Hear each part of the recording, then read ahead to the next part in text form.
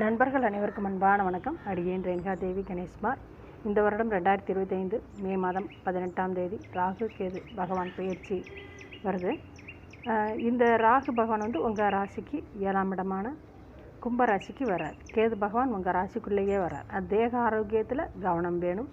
கேது பகவான் ராசிக்கு உள்ளே வர்றதுனால அதே மாதிரி 7ஆம் இடத்துல ராகு பகவான் உங்கள் ராசியை பார்ப்பார்.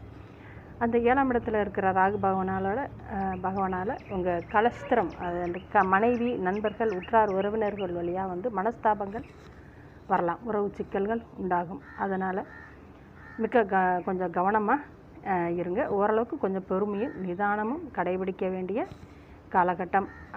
அதன் மேற்கொண்டு இப்போ குரு பகவானோட பெயர்ச்சியும் உங்கள் ராகு பகவானை, அதாவது உங்கள் 7ஆம் இடத்துல இருக்கிற ராகு பகவானை பார்க்குறதுனால சாந்தி உண்டு. அதாவது அந்த கஷ்ட பலன்கள் எல்லாருக்குமே அந்தளவுக்கு இருக்காது, நல்ல அந்த கஷ்ட பலன்கள் குறைஞ்சி நன்மையும் ஏற்படும். மனைவி வெளியில் நன்மையும் ஏற்படும், உற்றார் உறவினரால் நன்மையும் உண்டு. அதே மாதிரி சில தாக்கங்களும் கஷ்டங்களும் இருக்கும். கொஞ்சம் நிதானமாகவும் பொறுமையாகவும் நீங்கள் கடைபிடிச்சு போகிறது ரொம்ப நல்லது. நன்றி நண்பர்களே, மிக்க நன்றி.